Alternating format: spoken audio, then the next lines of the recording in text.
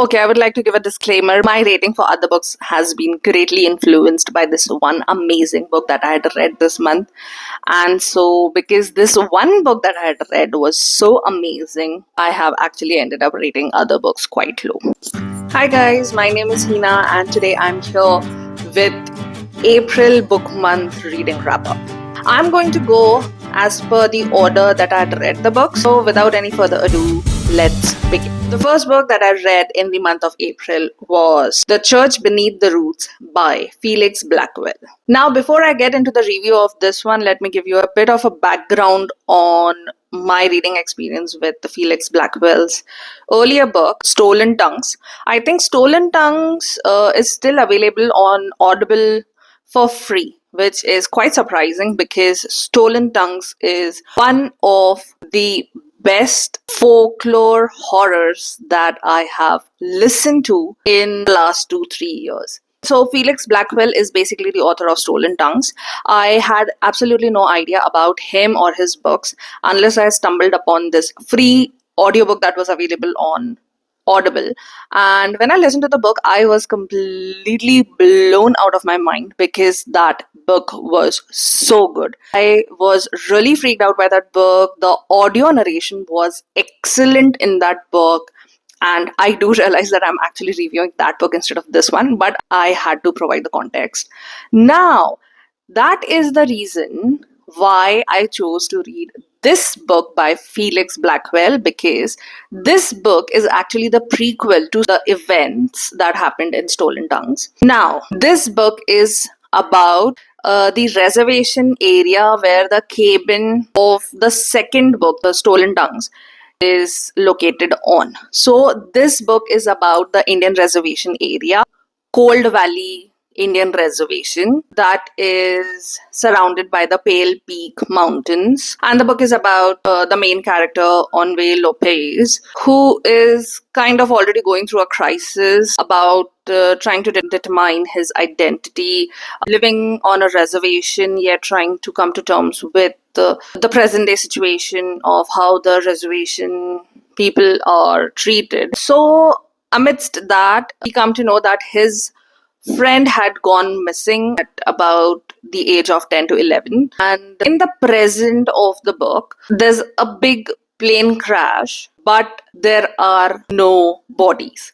And then, that kind of kickstarts the entire book. That's basically the inciting incident. And then the book takes off from there. And then we come across a lot of stuff that was kind of not explored in Stolen Tongues. And overall, I liked the book, although I had a major problem with the pacing of the book and also the characters in the book because I was not able to connect to even a single character. There was just this dog that I was able to connect to, and unfortunately, the dog dies. So, I'm sorry for the spoiler, but this is to say that if you're going to read a book by Felix Blackwell, make it Stolen Tongues and not this one if you have to pick one. I think if I would have read this book first, I might have actually not had such great expectations from this one.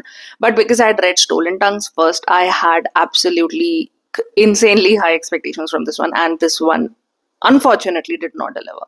So my rating for this book is 3 stars. Because I do know what the author is capable of. And if you have to read one book by him, it has to be Stolen Tongues. Stolen Tongues is actually pretty good, and I can actually do another review on that book. It was so good. So anyway, so I am quite sure that I'm going to be reading more books by Alex Blackwell, because if they are going to be anything like Stolen Tongues, then I'm already a fan. The next book that I read or tried to read is Pride and Prejudice by Jane Austen. And this was, I think, my 5th attempt at reading this book. And I failed miserably again. I just can't go through it. I know so many people love Jane Austen's books, and Pride and Prejudice is a lot of people's all-time favorite books, but I simply can't get through the thick narrative style and the slow pace of the book. I mean, I'm not against classics. I love extremely well-written classics, but Jane Austen's works are just not one of them. I'm sorry, Austen fans. So my rating is 1 star out of 5 because I DNF'd it again. Welcome to a special segment of this month's reading wrap up. Today, I have something intriguing to share with you, a fascinating novel titled The Flip Side by Ted Richardson.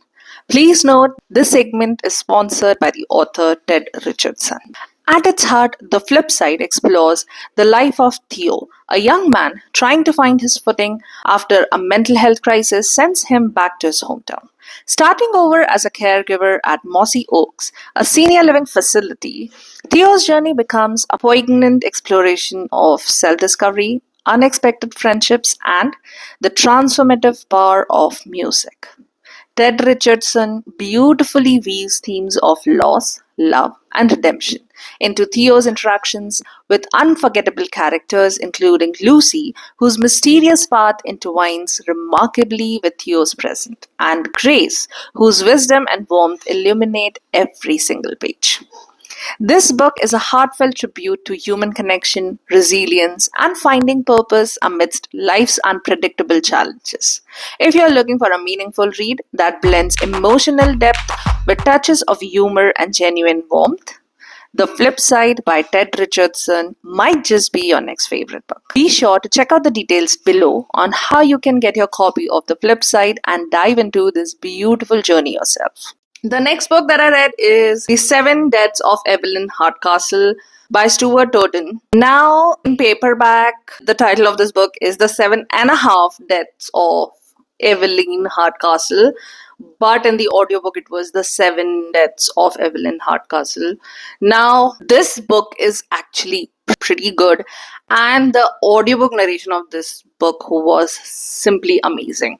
I loved each and every single bit of this book, although the pacing was a bit slow, but it felt very intentional because obviously it was kind of a slow burn. And of course, when you're this invested in a mystery, you just wanted to run like very quickly. But of course, that's not going to happen. You have to kind of go through each and every single chapter in order to get to the end. But anyway, in this book, the protagonist basically wakes up as someone he has no idea about, and then he slowly realizes that he is someone who he did not like very much, and then he later on finds out that something was really off, and that each and every time he slept or died, he woke up as someone else entirely, and that this one particular day is happening again and again on a loop, and he is basically taking part in that one day in different bodies, and it's very complicated, but this is basically the premise of the book. And then later on he finds out that it's basically a system that he's been caught in, and then in order to get out of it, he will have to figure out who killed Lady Hardcastle, and then he has to solve this entire murder, and then it leads to a good bit of self-discovery, and there's this very unpredictable character, Anna, and this book was simply amazing. It kept me on my toes the entire time, and I had so many wild theories while I was reading this book, but the author successfully debunked all of them before we arrived at the end. And the build-up of the end was pretty good. The ending itself was very good. The pacing was quite good, but as it was intentional, it meant to make the reader feel very impatient, and it totally did. So my rating for this book is 5 out of 5 stars because it was pretty good. The next book that I read is Beautiful Ugly by Alice Feeney. Now, this is one of the most talked about books in the last couple of months all over the internet. Everyone seems to love this book, but I'm here with a very unpopular opinion. I did not like this book. This book started well, had a good build up, and although the characterization was not that great, which was quite justified because it was intentional, I did feel that if the author would have given a bit more thought to developing the characters in a bit better way, then the payoff would have been that much better. So, because I wasn't able to connect to the character, I did not feel that the payoff was worth it. Then there's the issue of pacing. The first half, actually, the first two-thirds of the book was amazingly paced, but in the last bit, it felt like everything that the author had built towards was kind of crumbling, and then everything just seemed to be like over exploitation of literary devices. For example, all the suspense and all the mystery and all the little scary elements kind of felt unnecessary when the more you move towards the ending. And this is something that you do not want to see in a book that is loved so widely. So I was quite disappointed in this book, and honestly, my rating for this book is just 3 stars because I simply did not like it. I had a lot of expectations, obviously, and the entire plot just fell on its face as we moved close towards the ending. And the ending itself was an entirely different story. I did not like it. I really do not know why the author would go ahead with such an ending. It kind of spoiled the entire book for me personally. Now, I don't know, a lot of people seem to like the ending, but I honestly did not like it, and because of that, I am giving it 3 stars. The next book that I read this month is going to be one of the best books that I've read in the entire year. And I am so happy that I read this book, that I listened to the audiobook because it was a very big book. It's a 700 plus pager. And I'm so happy that I read this book. I was actually very surprised that I had not come across this book earlier. But I'm glad that I did now and that I read it. And the book is The Terror by Dan Simmons. Oh my god, this book is... I have no words to explain this book. This book is an example of a real storytelling. I mean, it was so multi-layered. It had such brilliant characters. The setting of this book itself is a character in itself. And the historical element, the pacing, and I mean, everything in this book is to die for. I can actually do anything to read this book for the first time all over again. This book was that good. If you have not read The Terror by Dan Simmons, then you are majorly missing out, especially if you love horror fiction. You need to check this book out. I loved the protagonist, I loved the setup, I loved the language, I loved the dialogues, I loved the pacing, the plot points. The tension was immensely crazy. The creature or the supernatural element of this book is so superior to what we get to see in the novels today. It was simply brilliant, and the ending was good. And that's saying a lot because a lot of horror authors actually fuck up the ending. In this book, I felt that the ending was apt, although it was a bit stretched out, but it's not gonna make me reduce my ranking for this book because this book is a work of art. I mean, it is really, really, really good. If you want to learn storytelling, if you want to read something that feels so much more than a book, a real story, of so many people, then read this book. This book is amazing, guys. This book is to die for. This book is amazing. It's 5 out of 5. Obviously, I can give it 1,000,000 stars out of 5. This book is brilliant. The next book that I read is I Don't Forgive You by Aggie Bloom Thompson. This book is completely horrible. It is a domestic thriller, and this book might be more suited for someone who reads very light crime thrillers, but for someone like me, this book felt like a waste. I did not like it at all. The characters were flat, the writing was not that great, the pacing was completely all over the place, and the suspense was actually not suspense at all. It was actually quite evident from the start itself what was happening in the book, and the fact that the author was trying to kind of make a big deal out of it kind of just made it all the more worse. So I did not like this book. It's a 2-star for me, and I'm not going to recommend this book to anyone. The next book that I read is The Whistling by Rebecca Netley. Now, I have a confession here. The first half of this book made me so outrageously angry that I cannot tell you. This book felt like a complete copy paste, or you guessed it, the turn of the screw. And whatever new elements were there in the first half of the book felt like a copy paste from The Turn of the Key by Ruth Ware. I mean, I was so enraged that I was reading something that was just a copy of some other story. But because this book had garnered so much love from the reading community, I knew that at some point it had to give, and it did.